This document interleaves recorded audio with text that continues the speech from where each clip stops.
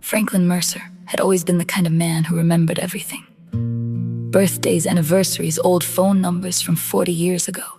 He could walk through town and greet strangers by name before anyone else even recognized them.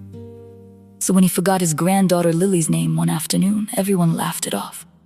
"Give me a break," Franklin joked with a grin. "I'm getting old." But later that night, his wife Elaine found him standing in the kitchen staring blankly into the refrigerator. "I can't remember what I came in here for," he whispered. It seemed small at first. Lost keys, repeated stories, missed appointments, but slowly, the cracks widened.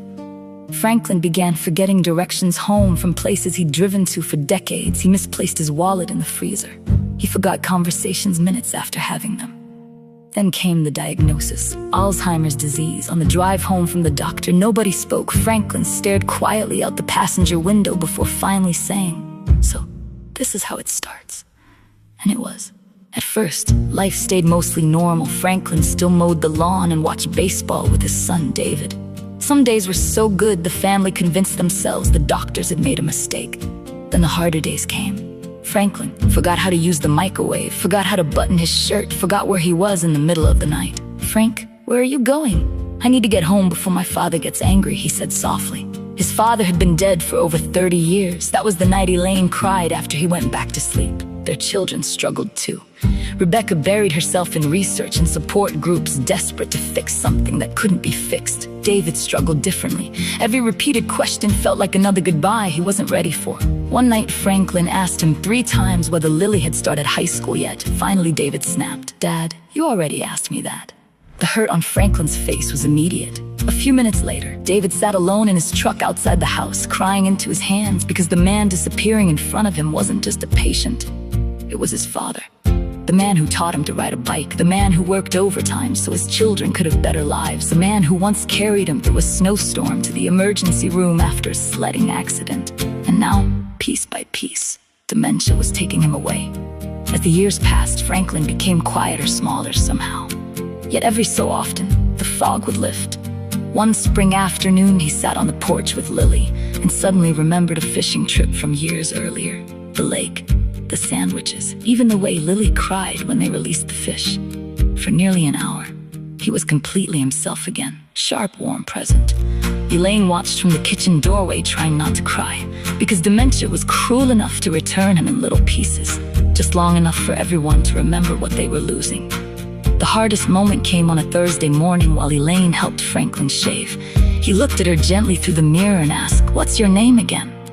Elaine felt her heart break in a way she didn't know was possible, because this had been fear beneath everything, not death, but being forgotten by the person who once knew her better than anyone else in the world. Still, even after forgetting her name, Franklin reached for her hand instinctively. Some part of him still knew her. Near the end, Franklin barely spoke at all. He spent most days sitting by the window watching birds gather in the yard.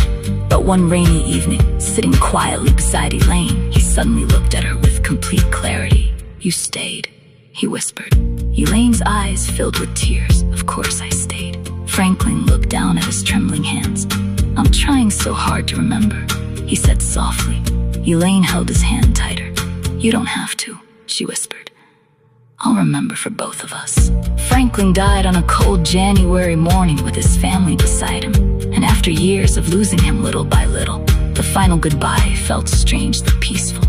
Months later, the family gathered together for a summer barbecue and pulled out old photo albums. Pictures of fishing trips, birthdays, vacations, Franklin laughing while dancing badly in the kitchen, Franklin teaching David how to ride a bike, Franklin holding newborn babies with nervous joy in his eyes. For the first time in years, the family laughed more than they cried. David stared quietly at one photograph before finally saying, "I spent so much time mourning who he became that I forgot how much of him was still there." Elaine nodded softly. "Dementia changes memory," she said, "but love stays longer than we think." And in the quiet that followed, Franklin felt close again.